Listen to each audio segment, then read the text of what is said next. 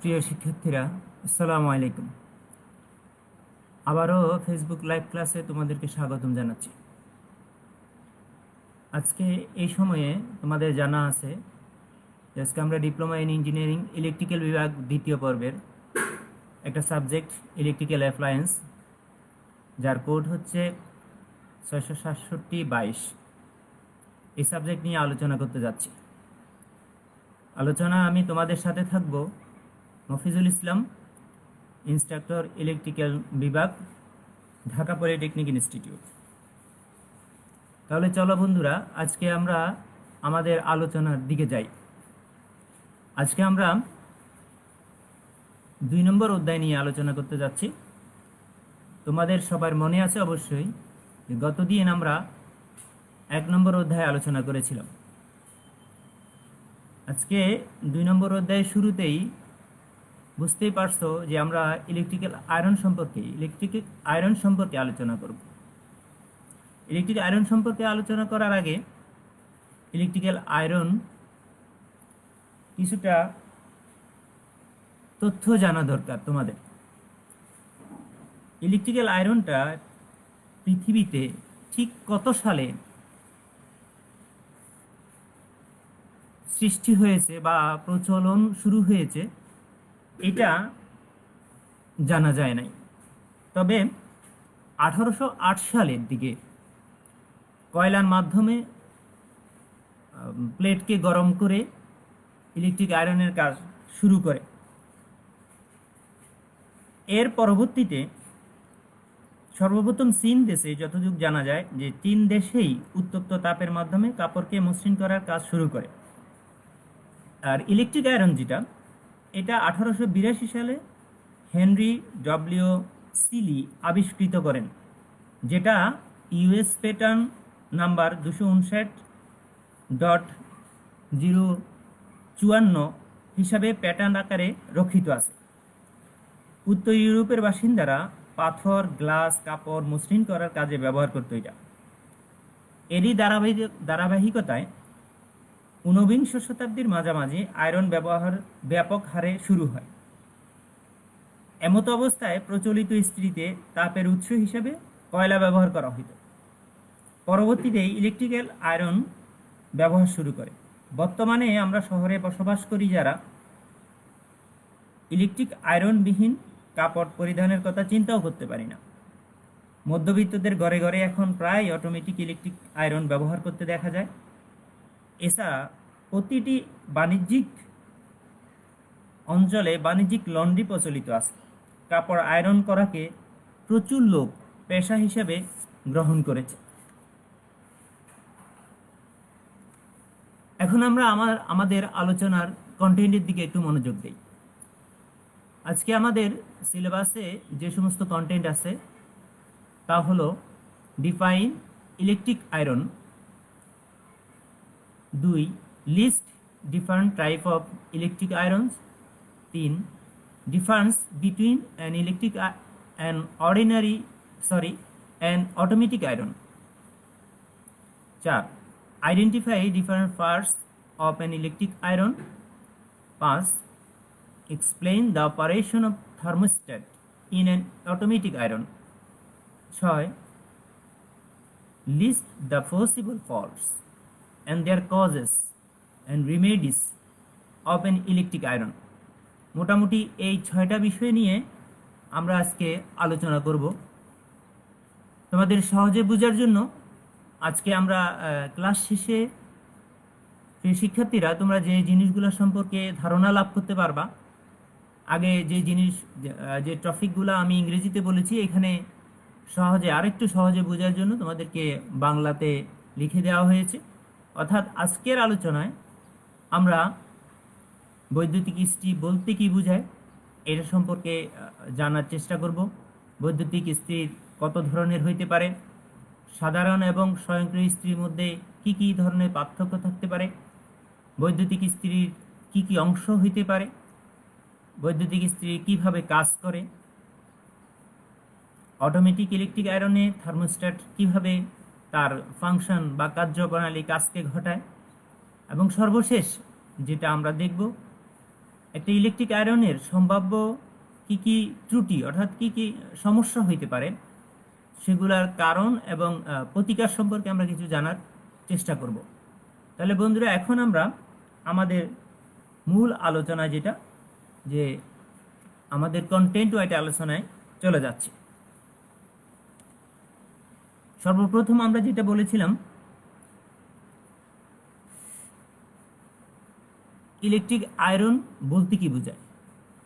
এটা ইংরেজিতে যেভাবে বলা হয়েছে, গত ক্লাসও আমরা বলছিলাম যে an electric iron is a general household appliance use to fresh the the wrinkles out of the clothes. This works on the basis that the combination of heat and pressure remove the wrinkles.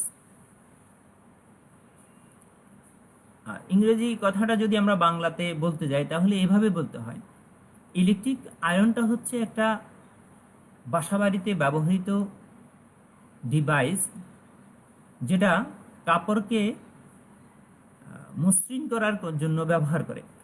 এই মসৃণ করার কাজটা মূলত দুইটা জিনিসের সমন্বয়ে করা হয়। একটা হচ্ছে এখানে দেখানো হচ্ছে হিট, আর একটা হচ্ছে প্রেশার। তার মানে এটার মাধ্যমে ইলেকট্রিক আয়রনকে গরম করা হচ্ছে, এবং অন্যভাবে এটাকে প্রেশার অর্থাৎ ওজন দিয়ে, কাপড়ের উপর ওজন দিয়ে এই কাপড়টাকে মসৃণ করার চেষ্টা করা হয়েছে। বাংলাতে আমরা আরও সহজেই বলতে পারি যে এটি একটি ইলেকট্রিক্যাল অ্যাপ্লায়েন্স যা তাপ প্রয়োগের মাধ্যমে বিভিন্ন ধরনের কাপড়কে মসৃণ করতে পারে। এখন আমরা দেখি ইলেকট্রিক ইস্ত্রির প্রকারভেদ। ইলেকট্রিক ইস্ত্রি মোটামুটি 3 ধরনের, আমরা বা মোটামুটি বলি আর যাই বলি, প্রধানত 3 ধরনের। এক নম্বর হচ্ছে সাধারণ আয়রন বা ড্রাই আয়রন যেটা আমরা বলি, 2 নম্বর হচ্ছে অটোমেটিক আয়রন, 3 নম্বর হচ্ছে স্টিম আয়রন। এখানে অটোমেটিক আয়রন এবং সাধারণ আয়রনের মধ্যে পার্থক্য আমরা একটু পরেই আলোচনা দেখব। তার সাথে আমরা কিছু অ্যাড করতে চাই এখানে, যে সাধারণ আয়রন বা ড্রাই আয়রন যেটা আর স্টিম আয়রন যেটা, এই দুইটার মধ্যে হালকা কিছু অর্থাৎ তুলনামূলক কিছু আলোচনা তুলে ধরতে চাই আমি। এখানে ড্রাই আয়রন মূলত সাধারণ আয়রন এবং অটোমেটিক আয়রন দুইটাকে একসাথে যদি বলি, এই দুইটা মিলে ড্রাই আয়রন, আর স্টিম আয়রন হলো তার চেয়ে একটু ভিন্ন আকৃতিতে। তাহলে আমরা যেটা বলছি যে ড্রাই আয়রনটা হচ্ছে কনভেনশনাল আয়রন, যেটার সাথে তাপমাত্রা নিয়ন্ত্রণ করার ব্যবস্থা থাকে, এবং সোল প্লেট যেটা আমরা একটু পরে আলোচনা করব যে ইলেকট্রিক আয়রনে কি কি জিনিস থাকে সেগুলোর কথা তখনই জানতে পারবে সোল প্লেটটা কি। সোল প্লেটটা নন স্টিক সোল প্লেট হয় এবং খুব বেশি ওয়াটেজে ব্যবহার করা যায়। তবে ড্রাই আয়রনে নিজস্ব কোনো স্টিম বা স্প্রের ব্যবস্থাপনা থাকে না। ড্রাই আয়রনটা এটা খুব সহজে ব্যবহারযোগ্য হয়, বহনযোগ্য হয় এবং তুলনামূলক দামে সস্তা হয়। বাজারে অনেক ধরনের মডেল এবং অনেক ওয়াটেজের এটা পাওয়া সম্ভব হয়। যেহেতু ড্রাই আয়রন বা অটোমেটিক আয়রনে পানি স্প্রে করার বা স্টিম স্প্রে করার কোনো সিস্টেম নাই, সেই জন্য এটাকে এক্সটার্নাল একটা স্প্রে বোতলের মাধ্যমে পানিটাকে ছিটিয়ে দিতে হয়। আর স্টিম আয়রন আমরা যেটা বলতেছি, স্টিম আয়রন মোটামুটি যেটা বলা যায় যে অনেকটা আধুনিক, অর্থাৎ ড্রাই আয়রন, অটোমেটিক আয়রন বা সাধারণ আয়রন দুইটাকেই আমরা ড্রাই আয়রন বলতেছি। এই দুইটা আয়রনের পরেই কিন্তু স্টিম আয়রনটা প্রচলন শুরু হয়। এই স্টিম আয়রনটা এই জন্য আমরা বলতেছি এটা ওই দুইটির তুলনায়, ড্রাই আয়রনের তুলনায় এটা আধুনিক। এখানে স্টিম আয়রনে অনেকগুলো ফাংশন বেশি থাকে, যেমন স্প্রে সিস্টেম আছে, অর্থাৎ পানিকে স্প্রে করতে পারে অথবা স্টিম স্প্রে করতে পারে। স্টিমের কিছু ফাংশন থাকে যেগুলোর মাধ্যমে আমরা কাপড়কে খুব সহজে মসৃণ করতে পারি। স্টিম আয়রনে আবার চাইলে এটা নর্মাল আয়রন হিসেবে ব্যবহার করা সম্ভব, অর্থাৎ একটা ড্রাই আয়রন যেভাবে ব্যবহার করি, স্টিম আয়রনও আমি ঠিক একইভাবে ব্যবহার করতে পারি। তবে স্টিম আয়রনের যেটা একটু অসুবিধা, আসলে ঠিক অসুবিধা বলা যায় না, এটা দামে তুলনামূলক একটু বেশি হবে ড্রাই আয়রনের তুলনায়। তাহলে বন্ধুরা আমরা একাই যাই যে আমাদের 2 নম্বর টপিকসে যেটা ছিল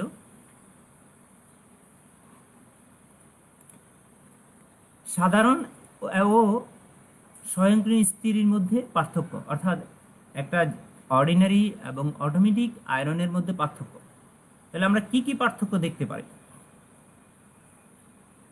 আমরা নিচে একটু চোখ বুলাইলে দেখতে পাবো সাধারণ আয়রন, যেখানে বলা হয়েছে যে আয়রনে তাপ নিয়ন্ত্রণের ব্যবস্থা থাকে না, সুইচ অন অফ করে তাপ নিয়ন্ত্রণ করতে হয়। এটা দ্বারা বোঝা যায় যে এখানে অটোমেটিকভাবে তাপকে নিয়ন্ত্রণ, অর্থাৎ আমার কতটুকু গরম করা দরকার একটা আয়রনকে, কতটুকু পর্যন্ত গরম হইলে সাথে সাথে ইলেকট্রিসিটি সাপ্লাই বন্ধ হয়ে যাবে, সেই ব্যবস্থাপনাটা নাই। এই জন্য এটাকে আমরা সাধারণ আয়রন বলতেছি। তার বিপক্ষে যখন অটোমেটিক আয়রন আমরা ব্যবহার করব, যে আয়রনটাতে অটোমেটিক তাপ নিয়ন্ত্রণের ব্যবস্থা থাকে, ফলে সুইচ অন অফ করার কোনো ঝামেলা থাকে না। তাহলে অটোমেটিক আয়রন বা স্বয়ংক্রিয় আয়রন যেটা আছে, এটাতে উদাহরণ হিসাবে বলা যায় যে আমি নাইলন কাপড় বা টেকটন কাপড় যেটা বলি বা উল যেটা বলি, এটাকে আয়রন করব, তাহলে এখানে আমাকে তাপমাত্রা টেম্পারেচার কম দিতে হবে। তাহলে আমি প্রথমেই একটা নব দিয়ে টেম্পারেচারটা সেট করে দিব, ওই পর্যন্ত আয়রন গরম হওয়ার পরে আর টেম্পারেচার বাড়বে না, তাপমাত্রা আর বাড়বে না, ফলে আমার কাপড়টা সুরক্ষিত থাকার এখানে খুব সহজ। 2 নম্বর পার্থক্য হচ্ছে সাধারণ আয়রনে আয়রন হিটিং এলিমেন্টের সাথে থার্মোস্ট্যাট থাকে না। এখন একটু আগে আমরা বলছি এটাকে তাপ নিয়ন্ত্রণের অটোমেটিক কোনো ব্যবস্থা নাই। এই অটোমেটিক ব্যবস্থাটা না থাকার পিছনেই কারণ হচ্ছে যে এখানে থার্মোস্ট্যাট নেই। আর অটোমেটিক আয়রনে তাপমাত্রা নিয়ন্ত্রণের অটোমেটিক ব্যবস্থা আছে, তার মানেই হচ্ছে অটোমেটিক আয়রনের ভিতরে হিটিং এলিমেন্টের সাথে সিরিজে একটা থার্মোস্ট্যাট লাগানো থাকে। এখানে একটা নতুন শব্দ আসছে থার্মোস্ট্যাট, এটা কি এটা একটু পরেই আমরা আলোচনায় যাব। 3 নম্বর যেটা হয়, যেখানে খুব বেশি পরিমাণে কাপড় আয়রন করা প্রয়োজন হয়, ইস্ত্রি করা প্রয়োজন হয় এবং সোল প্লেট অনেক বড় হয়, যেমন গার্মেন্টস ফ্যাক্টরিগুলোতে, এই ধরনের ফ্যাক্টরিগুলোতে সাধারণ ইস্ত্রি ব্যবহার করা হয়। আর অটোমেটিক ইস্ত্রি যেটা, এটা আমরা সাধারণত বাসাবাড়ি, যেখানে অল্প পরিমাণ আমাদের নিজস্ব কিছু কাপড় আয়রন করা লাগে, এই ধরনের বাসাবাড়িগুলোতে আমরা ব্যবহার করতে পারি। এখন আমরা দেখার একটু চেষ্টা করতেছি যে একটা বৈদ্যুতিক ইস্ত্রির মধ্যে কি কি অংশ থাকে। এটা খুব সহজে তোমরা একটু করলেই দেখতে পাবা। এই যে প্রথম দুইটা দেখা যাচ্ছে, এগুলা হচ্ছে কভার, উপরের একটা কভার দিয়ে করা হয়েছে। এটা নিচের কভার। এই যে এটা একটা দুইটা পাত আকারে দেখানো যাচ্ছে, এই দুইটা পাত হচ্ছে এটা থার্মোস্ট্যাট। এটা দুইটা আয়রনের ফুল অংশ। আর আমরা যেটা বলতেছি এই যে এগুলা হচ্ছে উপরের কভার এর অংশ, আর এইখানে দুইটা দেওয়া আছে, এগুলাকে আমরা বলি সোল প্লেট। এটা একটা হিটিং টিউব, মানে হিটিং এলিমেন্ট, যেটাকে আমরা গরম করে বা গরম করার কাজে ব্যবহার করে, এরকম কথা আমরা বলছি এর আগে। এরপরে আরেকটা জিনিস এখানে দেখানো হয়েছে, একটা হ্যান্ডেল, যেটা ধরে মানুষ সাধারণত আয়রন করে বা ইস্ত্রি করে, এটা হ্যান্ডেল। তাহলে আমি আরেকবার বলতেছি, এই দুইটা আসলে নর্মাল একটা আয়রনেরই সিম্বল, পুরো একটা আয়রন। এখান থেকে আমরা শুরু করি। এই দুইটা কভার, এটা একটা থার্মোস্ট্যাট, এটা পিছনের ব্যাক কভার বিহাইন্ড, একটা ইন্ডিকেটিং ল্যাম্প থাকে, একটা লাইট থাকে, লাইট, এটা একটা হ্যান্ডেল, এটা হিটিং টিউব, আর এখানে একটা সোল প্লেট, যেটা সবচেয়ে গুরুত্বপূর্ণ অংশ। চলো বন্ধুরা, এখন আমরা আরেকটু আগাই যাই। এখানে আমি বিভিন্ন অংশের মধ্যে একটু তুলনামূলক আলোচনা করার চেষ্টা করছি। সেটা হচ্ছে যে আমাদের যেহেতু আয়রনকে আমরা 3 ভাগে ভাগ করছি, একটা হলো অর্ডিনারি আয়রন অর্থাৎ নর্মাল আয়রন যেটা বলি, আরেকটা হলো অটোমেটিক আয়রন, আরেকটা হলো স্ট্রিম আয়রন। তো একটা অর্ডিনারি আয়রন বা নর্মাল আয়রন যেটা আছে সেটাকে কি কি অংশ থাকতে পারে? যেমন প্রথম থাকে একটা sole plate, heating element, pressure plate or weight plate, iron cage, handle, insulating material, terminal housing.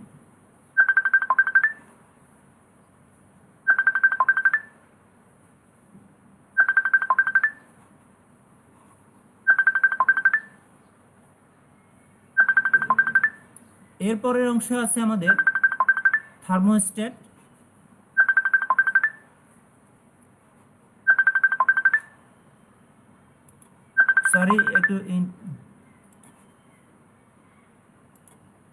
এরপরে আছে আমাদের thermostat, pilot lamp, contact points, heat adjustable নব।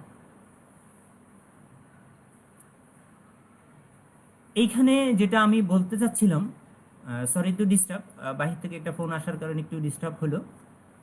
এটা যে অটোমেটিক আয়রন যেটা আছে আমার, এই অটোমেটিক আয়রন একটু নর্মাল আয়রনের চেয়ে কিছু জিনিস বেশি থাকে। যেমন একটা থার্মোস্ট্যাট থাকে, একটা পাইলট ল্যাম্প থাকে, একটা কন্টাক্ট পয়েন্টস থাকে, তারপর হিট অ্যাডজাস্টেবল নব থাকে। অর্ডিনারি আয়রনের তুলনায় এই পার্টসগুলা, এই অংশগুলা অটোমেটিক আয়রনে বেশি থাকে। এরপরে স্টিম আয়রন। স্টিম আয়রন কথা যেটা আমরা বলতেছি, স্টিম আয়রনের ভিতরে আমাদের আরও কিছু জিনিস বেশি থাকে। সেটা হচ্ছে এই যে non stick sole plate with hole. আমরা প্রথমে বলেছিলাম যে অর্ডিনারি আয়রন যেটা, সেটাতে একটা শুধু সোল প্লেট থাকে, কিন্তু এইখানে এটা non stick sole plate with hole, কিছু ছিদ্রযুক্ত একটা সোল প্লেট থাকতে হবে। এখানের যে হিটিং এলিমেন্ট যেটা ছিল, এটা অনেকটা প্লেটের মতো বসায় দেওয়া ছিল, কিন্তু স্টিম আয়রনে টিউব টাইপ হিটিং এলিমেন্ট থাকতে হবে। এর সাথে একটা স্টিম চেম্বার থাকতে হবে, ফিল্টার থাকতে হবে এবং স্প্রে নজেল থাকতে হবে। তাহলে এতক্ষণে আসলে আমরা বুঝতে পারছি যে আমাদের এই 3 ধরনের আয়রনে কি কি জিনিস থাকতে পারে। এখন আমরা একটু বিস্তারিত দেখার চেষ্টা করি, আমরা কোনটা কিভাবে কাকে কি বলতেছি। এখানে চিত্রেই দেখানো হয়েছে সোল প্লেট। সোল প্লেটটা আসলে কি? একটা সোল প্লেট হচ্ছে কাঁচা লোহার তৈরি, অনেক সময় এটা কপার প্লেটও হইতে পারে। এটার শেপটা অনেকটা এখানে দেখা হয়েছে ট্রায়াঙ্গুলার আকৃতির শেপ, হ্যাঁ। এবং এই শেপের উপরে পুরো অংশটা নিকেল দ্বারা প্লেট লাগানো থাকে, যা দেখতে অনেকটা কাঁচের মতো থাকে। এবং এর উপরের অংশে কিছুটা কাটা কাটা থাকে, আবার কোনোটাতে থাকেও না। এগুলা সাধারণত সোল প্লেটগুলা নন স্টিক কোটিং হয় সাধারণ, আর স্টিম হইলে আর একটু ভিন্ন হয়। এর ফলে কাপড়টা যখন আমরা আয়রন করতে থাকি, তখন কাপড় পুড়ে যাওয়ার বা কাপড়ের সাথে লেগে যাওয়ার এই প্রবণতাটা এখানে আর থাকে না। তাহলে সোল প্লেটটা অবস্থানটা হচ্ছে একটা আয়রনের সবচেয়ে নিচের অংশ, অর্থাৎ যেই অংশটা কাপড়ের সাথে লাগে ওইটাকেই আমরা সোল প্লেট বলতেছি। অ্যান্ড সোল প্লেটের তার উপরের অংশে থাকে আমাদের হিটিং এলিমেন্ট। হিটিং এলিমেন্টটা আমরা আগেই বলেছি যে হিটিং এলিমেন্টটা এখানে যেহেতু আমাদের 3 ধরনের ইলেকট্রিক আয়রন আছে, তো হিটিং এলিমেন্টটাও আমাদের 3 ধরনের থাকবে, 2 ধরনের। একটা ড্রাই আয়রনের জন্য একরকম এবং স্টিমের জন্য অন্যরকম। এই যে এখানে যে এটা দেখানো হচ্ছে, এইটা হচ্ছে আমাদের ড্রাই আয়রনের জন্য, এবং আর এই যে জিনিসটা দেখানো হয়েছে এটা হচ্ছে আমার স্টিম আয়রনের জন্য। এই হিটিং এলিমেন্টটা সাধারণত নিচে সোল প্লেট আছে, আর তার উপরে একটা প্রেসার বা ওয়েট প্লেট থাকে, তার মাঝখানে হিটিং এলিমেন্টটার অবস্থান হয়, যাতে করে হিটিং এলিমেন্টটা খুব চাপ দিয়ে থাকে উপর থেকে এবং নিচের থেকে খুব চাপ দিয়ে থাকে। আমরা গত ক্লাসে আলোচনা করেছিলাম যে হিটিং এলিমেন্ট যেটা, এই হিটিং এলিমেন্টটা নাইক্রোম টায়ারের তৈরি করা হয়। নাইক্রোমটা সাধারণত নিকেল এবং ক্রোমিয়ামের মিশ্রণে হয়। হিটিং এলিমেন্টেরটা কিসের উপর? একটা কিছুর উপর এখানে দেখানো আছে, যে দেখো এই যে একটা কিছু যেন উপরে পেছানো আছে, এইটা একটা ইনসুলেটিং মেটেরিয়াল। এই ইনসুলেটিং মেটেরিয়ালকে আমরা মাইকা শিট বলি। এই শিটের মধ্যে পেঁচানো থাকে, যাতে এই মাইকাটা হচ্ছে একটা ইনসুলেটিং পদার্থ, যার কারণে এইটার ভিতর পেঁচানো হইলে এর বাহিরে হিটিং এলিমেন্টের দ্বারা যাতে বাহিরে কোনো বিদ্যুতের আদান প্রদান বা সংযোগ না হইতে পারে, যেটা সোল প্লেটের সাথে হোক অথবা প্রেসার প্লেটের সাথে, যাতে করে টার্মিনালগুলা শর্ট না হইতে পারে বা বোর্ডে না হইতে পারে। এই জন্য এই মাইকা শিটটার উপরে এটাকে বসানো হয়। এবং সর্বশেষ এখান থেকে দুইটা কন্টাক্ট পয়েন্ট বাইর করে নিয়ে আসা হয়, যাতে করে আমরা ওখানে ইলেকট্রিসিটি সাপ্লাই করতে দিতে পারি। এরপরে যেটা আসে সেটা হলো প্রেসার প্লেট। আমি এর আগেই বলছি যে একটা ইলেকট্রিক আয়রনের সর্বনিম্ন অংশ একেবারে যেটা কাপড়ের সাথে লাগে সেটা সোল প্লেট। সোল প্লেটের উপরে রয়ে গেছে আমাদের হিটিং এলিমেন্ট। এখন টপ প্লেট, এর পরে রয়ে গেছে আমাদের একটা প্রেসার প্লেট। অর্থাৎ প্রেসার প্লেট দিয়ে, প্রেসার প্লেটের মূলত কাজটা কি? প্রেসার প্লেটের কাজটা হলো একটু চাপ দেওয়া, প্রেসার। আমরা এমনি নর্মালি আমরা বুঝতে পারি যে কোনো কিছু যদি গরম থাকে অথবা নাও থাকে, যদি একটা জিনিসের উপর চাপ দেয়, আগে আমরা পূর্বে কালে যেটা আমরা শুনতাম ছোটবেলায়, যে ইলেকট্রিক আয়রন যখন ছিল না তখন মানুষ নাকি যখন ঘুমাইতো বালিশের নিচে কাপড়কে ভাঁজ করে রেখে দিত, যাতে মাথা রাখতো ওখানে, আর ওখানে চাপ পড়তো। চাপ পড়লে সকালবেলা উঠে দেখতো যে এটা অনেকটা আয়রনের মতো, অর্থাৎ মসৃণ হয়ে গেছে। প্রেসার প্লেটের কাজটাও মূলত হচ্ছে এই কাপড়টাকে এভাবে, কাপড় না, সোল প্লেটটাকে এভাবে একটা চাপ দিয়ে রাখা, প্রেসার দিয়ে রাখা, যাতে কাপড় সহজে গরম এবং প্রেসারের মাধ্যমে খুব সহজেই এটা কাজ করতে পারে। এরপরে আমরা দেখি থার্মোস্ট্যাটটা কি। এটা হচ্ছে খুব একটা গুরুত্বপূর্ণ অংশ অটোমেটিক আয়রনের ক্ষেত্রে বা স্টিম আয়রনের ক্ষেত্রে, যেটাই বলি না কেন। থার্মোস্ট্যাটটা মূলত একটা ডিভাইস। এই ডিভাইসটা এখানে লেখা হয়েছে যে the bimetallic strip is a simple element which converts a temperature change into mechanical displacement. The two metals should have a different coefficient of expansion. আমি একটু সহজে বলি যে থার্মোস্ট্যাটটা হচ্ছে দুইটা মেটালের সমন্বয়ে তৈরি। দুইটা পাতকে, একটা পাতকে আরেকটা পাতের উপর বসিয়ে দেওয়া হয়, কিন্তু পাত দুইটা একই জিনিসের হয় না, অর্থাৎ একই মেটালের হয় না।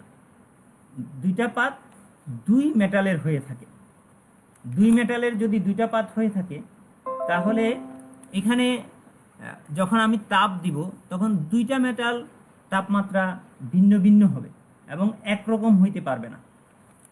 এই দুইটা মেটাল একসাথে বসায় দিয়ে থার্মোস্ট্যাটটা তৈরি করা হয়। এখন এখানে যখন তাপ আসে, তাপ আসার সাথে সাথে এগুলা একটা নির্দিষ্ট সময়ের পরে মেকানিক্যাল ডিসপ্লেস, অর্থাৎ যে জায়গাটা ছিল ওই জায়গাটা থেকে সে লড়ে যায়, ওই জায়গাটা তার অবস্থান থাকে না, একটা পাত থাকে আর একটা পাত থাকে না। এটা সম্পর্কে, এটার কার্যপ্রণালী সম্পর্কে আমরা আরেকটু পরে আরো বিস্তারিত জানতে পারবো। এরপরে আমাদের যেটা থাকে একটা কভার প্লেট। এটার কথা না বললেই নয় যে পুরা ইলেকট্রিক আয়রনকে ঢেকে রাখার জন্য একটা কভার প্লেট দরকার আছে। আমার একটা হ্যান্ডেল, যেটা ধরে আমরা সাধারণত আয়রন করি, হ্যান্ডেল আছে। আর একটা পাইলট ল্যাম্প আছে। পাইলট ল্যাম্পটা মূলত একটা ইন্ডিকেশন ল্যাম্প, ইন্ডিকেশন বাতি, যে আমাদের কখন ইলেকট্রিসিটি লাইনের সাথে ইলেকট্রিক আয়রনটা লাগানো আছে এই অবস্থাটা তা ইন্ডিকেট করে। এই পাইলট ল্যাম্পের কাজই হচ্ছে মূলত এটা, যে ইলেকট্রিসিটির সাথে লাগানো আছে এবং এটা আমার ইলেকট্রিক আয়রন সাপ্লাই থেকে কারেন্ট বা ভোল্টেজ পাওয়ার নিতেছে। এরপরে আমরা দেখি একটা ইলেকট্রিক আয়রনের একটা সিম্পল একটা ডায়াগ্রাম। এই ডায়াগ্রামে আমি সংক্ষিপ্ত করতেছি। ডায়াগ্রামে দেখানো হয়েছে যে এখানে সাপ্লাই আছে, সাপ্লাইটা একটা থার্মোস্ট্যাটের মাধ্যমে একটা হিটিং এলিমেন্টের কাছে চলে যায়, আর তার সাথে প্যারালালে এখানে একটা পাইলট ল্যাম্প আছে, যে পাইলট ল্যাম্পটা সাপ্লাই পাওয়ার সাথে সাথে জ্বলে উঠে, আর একটা শান্টের রেজিস্ট্যান্স দেওয়া আছে। এখানে একটা এই রেজিস্ট্যান্সের কথাটা একেবারে না বললেই নয়, কারণ এই রেজিস্ট্যান্সটা না দিলেও এই পাইলট ল্যাম্পের ভিতর দিয়েও আমার সার্কিটটা কমপ্লিট হইতো এবং এই হিটিং এলিমেন্টটা উত্তপ্ত হইতো। কিন্তু তাহলে দেখা যেত এই হিটিং এলিমেন্টটা যে পরিমাণ কারেন্ট নিত পুরা কারেন্টটাই পাইলট ল্যাম্পের ভিতর দিয়ে যাইতো, কিন্তু পাইলট ল্যাম্পটা থাকে খুব অল্প ভোল্টেজের এবং অল্প কারেন্টের। এত কারেন্ট যদি এই পাইলট ল্যাম্পের ভিতর দিয়ে যায়, এটা খুব সহজে পুড়ে যাবে, নষ্ট হয়ে যাবে। তার প্রেক্ষিতে শান্টে, যাতে করে এখান দিয়ে খুব অল্প পরিমাণ ভোল্টেজ এবং কারেন্ট যায়, বাকি অংশটুকু এই কারেন্টটা এইখান দিয়ে কারেন্টটা এই শান্ট রেজিস্ট্যান্স হয়ে এরকম ইয়াতে হিটিং এলিমেন্টে পৌঁছে যেতে পারে। তাহলে দেখো এখানে যদি আমরা সাপ্লাই দিই, এক প্রান্ত এই দিক দিয়ে হিটিং এলিমেন্টের সাথে থার্মোস্ট্যাট হয়ে লেগে যাচ্ছে, আর একটা এরকম সিরিজ রেজিস্ট্যান্স হয়ে হিটিং এলিমেন্টের সাথে লেগে যাচ্ছে, ফলে হিটিং এলিমেন্টটা সাপ্লাই পাচ্ছে এবং এটা কাজ অর্থাৎ উত্তপ্ত হওয়া শুরু হয়ে যাবে।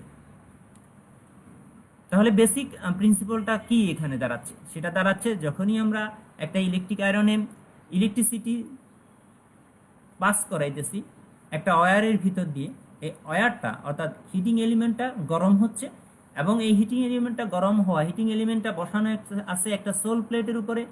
এই সোল হিটিং এলিমেন্ট গরম হওয়ার সাথে সাথে সোল প্লেটও গরম হয়ে যাচ্ছে একটা কন্ডাকশনের মাধ্যমে। এখানে সবচেয়ে ইন্টারেস্টিং বিষয় যেটা হচ্ছে অটোমেটিক্যালি সুইচ অন অফ হওয়া, যেটা আমরা টেম্পারেচারের মাধ্যমে একটু আগে বলেছি, যেটা আমরা থার্মোস্ট্যাটের মাধ্যমে এটা কমপ্লিট করতে পারি। তাহলে এখানে আরেকটু সহজ করে দেখানো হয়েছে, যেটা আমি আগেই বলেছিলাম যে সাপ্লাই থেকে লাইন দেওয়া হয়েছে, লাইন দেওয়া হয়ে এই যে এখানে একটা থার্মোস্ট্যাট দেখানো হয়েছে, থার্মোস্ট্যাটের সাথে একটা টেম্পারেচার কন্ট্রোল নব বসানো আছে, এই লাইন হয়ে এটা একটা হিটিং এলিমেন্টের সাথে এবং সোল প্লেটের সাথে লাগানো আছে। তাহলে এই থার্মোস্ট্যাট নবের সাহায্যে প্রথমে আমি টেম্পারেচারকে সিলেক্ট করে দিব দুইটা, একটা হলো এটা হলো ফিক্সড, এটা হলো মুভেবল। ঠিক করে দেওয়ার সাথে সাথে ইলেকট্রিসিটি যখনই সাপ্লাই পাবে এই লাইনের মাধ্যমে হিটিং এলিমেন্টটা গরম হবে এবং কন্ডাকশনের মাধ্যমে সোল প্লেটটা গরম হবে। সোল প্লেটটা গরম হলে সহজে ইলেকট্রিক আয়রনের যে কাজ এটা আমরা করতে পারবো। এখানে আরেকটা যেটা সবচেয়ে গুরুত্বপূর্ণ অংশ, যে থার্মোস্ট্যাটের কার্যপ্রণালী, কিভাবে একটা থার্মোস্ট্যাট কাজ করে সেটা আমি আরেকটু বিস্তারিত বলার চেষ্টা করতেছি। সেটা হচ্ছে একটা থার্মোস্ট্যাট যেটা আছে, এই থার্মোস্ট্যাটটা মূলত দুইটা মেটালের সমন্বয়ে, একটা আমি আগেই বলেছি যে একটা হচ্ছে ফিক্সড পয়েন্ট থাকবে, আরেকটা হবে মুভেবল পয়েন্ট। মনে করি এটা হচ্ছে আমার একটা নব, এই নবটা দিয়ে আমি এই দুইটা মেটালকে একসাথে জোড়া দিয়ে দিতে পারি, জোড়া না সরি, দুইটাকে একসাথে লাগাই দিয়ে দিতে পারি। যখনই এটার মধ্য দিয়ে ইলেকট্রিসিটি পাস করবে তখন এই দুইটা মেটাল সমান পরিমাণে তাপ করবে না, একটা মেটাল একরকম তাপ নিবে, আরেকটা মেটাল আরেকটা রকম তাপ নিবে, ফলে আমাদের নির্ধারিত একটা তাপে এই একটা মেটাল ধরি, নিচের মেটালটা এই যে এটা ফিক্সড আছে আর এটা মুভেবল আছে, ফলে এই মেটালটা এই মেটাল থেকে আলাদা হয়ে যাবে। যদি দুইটা মেটাল আলাদা হয়ে যায় তাহলে আমাদের যে সাপ্লাই থেকে যে লাইনটা আসার কথা ছিল ওই লাইনটা খুব সহজে ডিসকানেক্ট হয়ে যাবে এবং আয়রনে আর কোনো কারেন্ট প্রবাহিত হইতে পারবে না, ওই সময় সাপ্লাই থেকে কোনো পাওয়ার গ্রহণ করবে না। এখন আমরা প্রায় শেষে চলে আসছি। কি কি কারণে ইলেকট্রিসিটি সমস্যা হইতে পারে? অনেক সময় গরম হয় না, স্পর্শ করলে মৃদু শক লাগে, ইলেকট্রিক আয়রনের সুইচ অন অফ করার সাথে ফিউজ পুড়ে যায়, সঠিক তাপমাত্রায় কাজ করে না, এই কি কয়েকটা ত্রুটি বা সমস্যা হইতে পারে। এখানে তোমাদের বইগুলাতে মোটামুটি কিছু আলোচনা আছে, তারপর আমি কিছু বলতেছি। যে একটা ইলেকট্রিসিটি গরম হয় না, তার মানে প্রথমেই তোমাকে যেটা করতে হবে যে এটা সাপ্লাই পাচ্ছে না, অথবা ইলেকট্রিসিটি যে হিটিং এলিমেন্ট আছে হিটিং এলিমেন্টটা কাজ করতেছে না ভালো মতে, অথবা সাপ্লাইয়ের কোনো অংশ তার ছেঁড়া আছে, অথবা এটা হইতে পারে থার্মোস্ট্যাট যে সুইচ আছে এই সুইচটা করতেছে না। এই সবগুলোর সমাধান হচ্ছে একটাই, মূলত যে একটা টেস্ট ল্যাম্প দ্বারা চেক করা যে তোমার সাপ্লাইয়ে কন্টিনিউটি আছে কিনা। সাপ্লাইয়ে যদি কন্টিনিউটি থাকে তাহলে তুমি প্রত্যেকটা পয়েন্ট, মনে করো সাপ্লাই পাচ্ছে না, এটা কন্টিনিউটি চেক করতে হবে, হিটিং এলিমেন্ট কাজ করতেছে না, এটা কন্টিনিউটি চেক করতে হবে, তোমার থার্মোস্ট্যাট কাজ করতেছে কিনা এটা কন্টিনিউটি চেক করতে হবে। সবগুলো কন্টিনিউটি চেক করে দেখতে হবে টেস্ট ল্যাম্পের মাধ্যমে, যেটাই নষ্ট হয় সেটাকে চেঞ্জ করে দিতে হবে। 2 নম্বর, যদি এরকম হয় যে আমাদের ইলেকট্রিক আয়রনটা যখনই আমি ধরতেছি তখন শক করতেছে, তাহলে বুঝতে হবে যে ইলেকট্রিকের আয়রনের যে হিটিং এলিমেন্টটা ছিল এই হিটিং এলিমেন্টটা কোনোভাবেই তোমার সোল প্লেটের সাথে স্পর্শ হয়ে গেছে, অথবা প্রেসার প্লেটের সাথে, অথবা কোনো কানেক্টর সোল প্লেটের সাথে লেগে গেছে। তাহলে খুলে দেখতে হবে, খুলে দেখে যদি কানেক্টর এরকম সমস্যা হয়ে থাকে কানেক্টর চেঞ্জ করে দিতে হবে। এর পরবর্তীতে এরকম হইতে পারে যদি যে বৈদ্যুতিক ইস্ত্রি সুইচ অন করার সাথে সাথে তোমার ফিউজ নষ্ট হয়ে যাইতেছে, তাহলে তোমাকে সহজে বুঝে নিতে হবে যে এখানে সোল প্লেট অথবা এলিমেন্ট অথবা ফেজে পজিটিভ নিউট্রাল যে কোনো একটা জায়গায় শর্ট হয়ে গেছে, অর্থাৎ অন করার সাথে সাথে আমার এই আয়রনটা অনেক বেশি কারেন্ট নেওয়ার চেষ্টা করতেছে, কারেন্ট নেওয়ার চেষ্টা করার কারণে এই ফিউজটা তাড়াতাড়ি পুড়ে যাইতেছে। শেষ আমরা দেখব যে সঠিক তাপমাত্রায় কাজ করে না। তাহলে সহজ কথা, তাপমাত্রা নিয়ন্ত্রণ করার যন্ত্রই হচ্ছে আমার থার্মোস্ট্যাট। যদি থার্মোস্ট্যাট ঠিক মতো কাজ না করে তাহলে সঠিক টেম্পারেচার কাজ করবেন। তাহলে আমাকে থার্মোস্ট্যাট ঠিক আছে কিনা চেক করতে হবে, চেক করে আমাকে থার্মোস্ট্যাট যদি নষ্ট হয় তাহলে চেঞ্জ করে দিতে হবে। সর্বশেষ একটা ইলেকট্রিসিটি যখন আয়রন আমরা কিনতে যাব, এটার একটা স্পেসিফিকেশন এখানে দেওয়া আছে, তোমরা পড়ে নিলে বুঝতে পারবা। আমি আমার লেকচারে একবারে শেষ প্রান্তে চলে আসছি। এরপরে তোমরা অল্প কিছু বাড়ির কাজ, যে একটা অটোমেটিক আয়রনের সার্কিট ডায়াগ্রাম সহ একটা কার্যপ্রণালী কিছু শেখার চেষ্টা করবা, থার্মোস্ট্যাটের কার্যপ্রণালীগুলো দেখবা, আর ইলেকট্রিক আয়রনের কি কি ত্রুটি হতে পারে সেটা দেখার চেষ্টা করবা। প্রিয় শিক্ষার্থীরা, আমরা আমাদের ক্লাসের একদম শেষ পর্যায়ে চলে আসছি। তার শেষ করার আগে আবার আমি বলে দিচ্ছি যে এই ভিডিও সম্পর্কে কমেন্ট করতে অবশ্যই ভুলবা না, এবং এটা পরবর্তী সময়ে ভিডিওটা দেখার জন্য দক্ষতা বাতায়ন বা www.skills.gov.bd ওয়েবসাইটটি ভিজিট করতে হবে। তাহলে আজকে আমাদের এই পর্যন্তই আমরা শেষ করব। তো তার আগে সবারও সুস্বাস্থ্য কামনা করে আল্লাহ পাক সবাইকে সুস্থ রাখুক, ভালো রাখুক, এই কামনায় আজকে আমাদের এই লাইভ ক্লাস শেষ করছি। আল্লাহ হাফেজ।